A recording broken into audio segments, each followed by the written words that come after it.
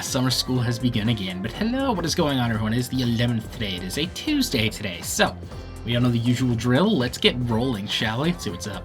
Let's get on with today. Oh, we're gonna be here for a minute. I know it's hot everyone, but let's just try and get through class. Focus, focus, Still, who would have actually thought people would attend this course over the summer? You sure are curious a lot. I'm not really sure what to make of that.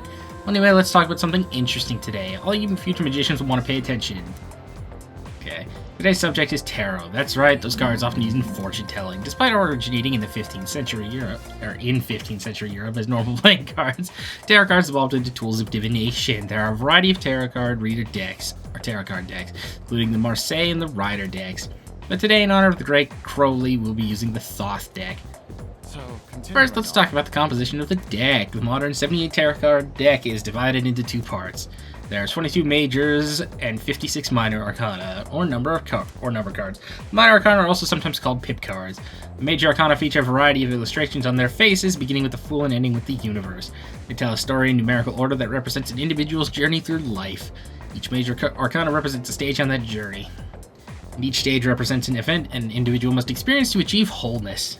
Let's do just that. Okay, they're all important, so let's take a look at each of the 22 cards one by one. First card, number 0, is the Fool. It represents beginnings and suggests infinite possibility. In other words, the beginning of life.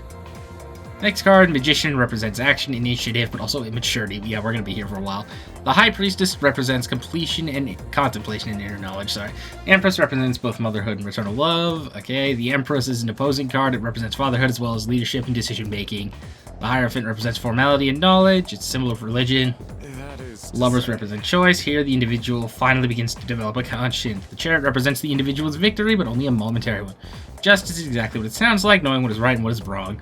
Hermit represents self-reflection, in other words, searching for an answer deep within one's heart. Fortune represents fate and the opportunities it brings. Strength represents both passion and self-control. It is depicted as power with reason. The Hanged Man reflects the individual's inability to take action. Spiritual death awaits the individual with the 13th card, which is aptly named Death. Death is considered a transitional card. With death, the old ends and the new begins. Alright. Oh my god, he doesn't stop talking. Let me take a sip of water. My throat's gonna dry out. Now let us move on to what happens following the transition. Temperance is the balancing of opposites. Opening one's eyes to the world allows for growth. And then an encounter with the devil is where one faces temptation. At the tower, the individual's values will start to collapse. It seems as if there's nothing to believe in. The individual then finds a glimmer of hope in the star, granting one peace and serenity. In turn, this makes one vulnerable to the moon's illusions, which give way to fear and trepidation. But the individual may be rewarded with a bright future by the sun, which signifies true achievement. Judgment awaits the individual at the journey's end when looking back on the path one has traveled. The final card is the universe, which represents the individual reaching full awareness. And that's the growth of the individual is explained by tarot cards. Perhaps let's talk about life doesn't hit home with you young folks yet, huh? Well then. Well, now you can use all 78 cards to divine the future in detail. Most people only use the 22 majors.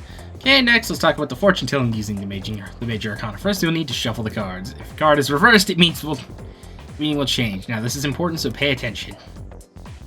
Oh my god, Mr. Edogawa continues to drone on and on. Despite the summer heat, I managed to pay attention.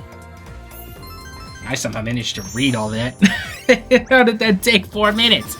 Alright, but anyway, that'll do it for today then. Thank you for checking in, everyone. As always, I'll see you guys tomorrow. Take care, have a good day.